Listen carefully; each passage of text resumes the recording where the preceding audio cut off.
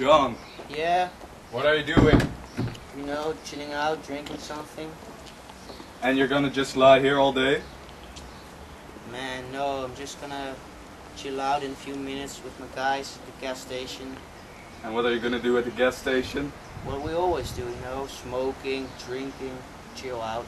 Shouldn't you be at school? School. School's for losers.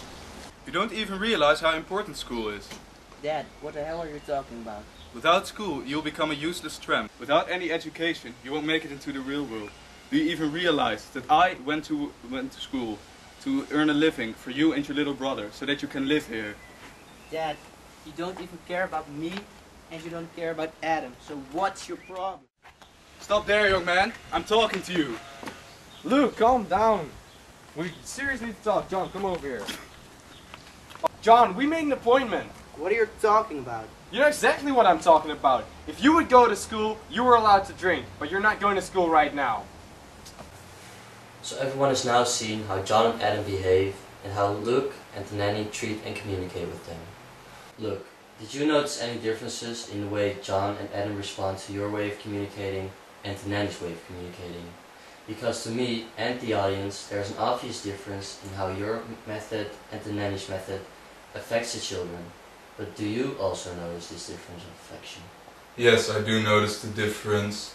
Because by Nanny's way of handling them, they accepted it, and John got to school and Adam got to do his homework. This indeed is a learning point for me. I'm certainly going to change my behavior against the children and handle them better than I did before. Okay, that's a good thing. Nanny, I just want to define that you did the right thing and agitated well with these situations. Do you have any advice for Luke, as your methods work much better in contrast to Luke's methods? Well, the first thing that Luke needs to know is to stay calm at all times. So don't start yelling at them, because they just get angry with you. And if you stay calm, you show them that you're not going to lower yourself to their level and that you're above them. So if you stay calm, everything is alright. And just treat people the way you want to be treated yourself, and that also counts for kids. So if you want to get their respect, you have to respect and listen to them.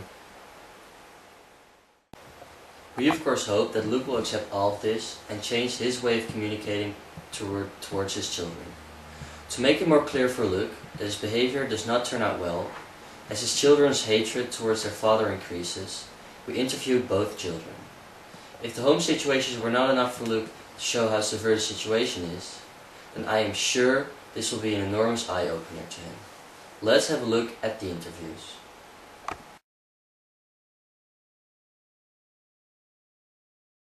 Now, Adam, what do you think of the current situation at home? Well, as I am not allowed to swear on national television, I'll say it as polite as possible. I hate every single second I have to spend at home. The only thing that can make it bearable for me is the PlayStation 3. Those moments in my room behind the TV, just playing some games, they give me the possibility to escape reality. But then my father would come in and he would tell me to do my homework, thinking he's the responsible father and all. Well, it's hard for me to take him seriously when, you can smell the alcohol from his in his breath. And I'm always frightened that one day he will go too far and he will seriously injure me. I know that somewhere inside of him there is a good person and a great father, but it's like the alcohol has taken this person prisoner, and all that remains is a crazy drunk man who sometimes has father-like tendencies. And how about the nanny? How do you feel about him? Well, first I thought that he really didn't care about us personally, just that he was forced to come to us by the department he works for at the child care. But now I understand that he really cares about us and he really wants to help us with our problems. We have come to understand that the nannies there can choose which families they want to help. Still, I don't know if he'll ever be able to fix our problems. I mean, our mother's death is gonna be a scar in our lives forever. but there have been improvements since he has come here. At first, I didn't even want to get out of my bed at the morning, but he taught me that my mother would have wanted me to keep on going with my life and to stop grieving. He taught me that crying is okay, as long as I don't cry too much. And don't you think that the fact that you're gaming all the time is making the situation worse? Well, I don't really see it hurt anyone. I mean, it's just playing some games. I think it's better than that I sit in my room while playing the PlayStation than when I go downstairs and sit in the room with my father. Don't you think that if you would spend more time with your father, you would be motivated, he would be motivated, and you would be motivated to drink less? I don't want to take the risk yet. I mean, if he can't come into my room without threatening me, I certainly can't go into the living room with him there. I'm just too scared. Maybe if Ashley can make him drink less, I can try to. Have you tried talking to your father about his behavior? Yeah, but I think it would be pointless. I mean, I would have to talk to him in the 2 minutes a morning when he is not drunk yet. I once tried talking to him about it, but he became really angry when he was confronted with his problems. He can't accept the fact that he has a problem. Okay, well, thank you, Adam, and yeah, we'll go over to your brother. Okay.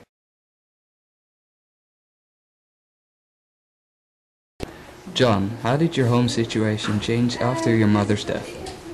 Well, it's difficult for me. Since my mother's death, a lot of things changed at home. My father lost control over me and my brother, and not only that, he also lost control over himself. I think a father should be there for his children. However, my father never helped me and my brother Adam. He doesn't give anything about us, and this makes me really sad. And how do your father's acts make you feel? It makes me feel miserable and not understood. I ask him for help all the time, but he's always tipsy.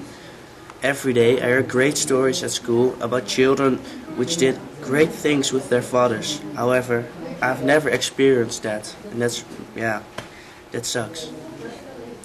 What do you think of the nanny? Do you like him? Let us first make a statement. No one could ever replace my mother. However, the nanny is doing his utmost. In the beginning I thought he was just with us for the money, but now he's really doing a great job. And yeah, he's not at our house to earn money, he's at our house to help us because he sees that my father is not doing well, and he tries to replace my father a little bit, to be our father. Don't you think the way you act is making the situation worse? Of course it does, but you know, I'm just 16 years old, and this makes me responsible for my own acts?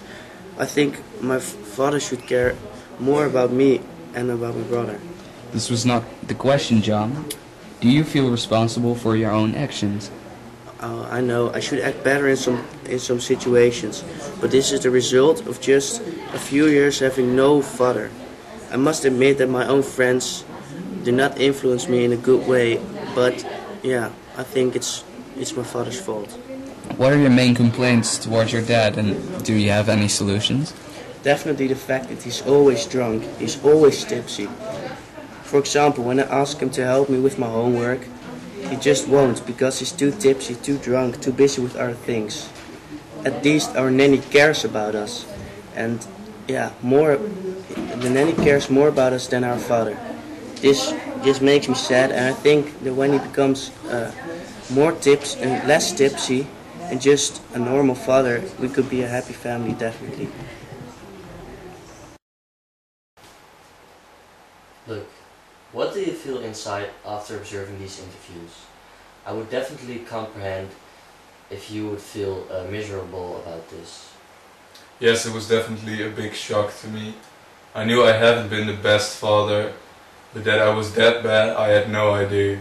I wish the boys showed me a bit more of their feelings, because they just don't, I never spend time with them. John just hangs with his friends, and Adam is always behind his PlayStation. I always felt a bit rejected by them, thinking they don't really care, but the interview now show me they do. and it makes me realize I have to work harder to be a good, responsible father. Okay. And Nanny, did you have any conversations with the boys about their feelings? So, did you know about this, or does this also come as a surprise to you? I believe that you, as a super nanny, would talk about their feelings and issues with the boys, and if not, that you would have the knowledge about their feelings. Well, you know, at first the boys just didn't want to talk to me about anything. So it wasn't the case that they would say anything to me, not even about their mother or about their father.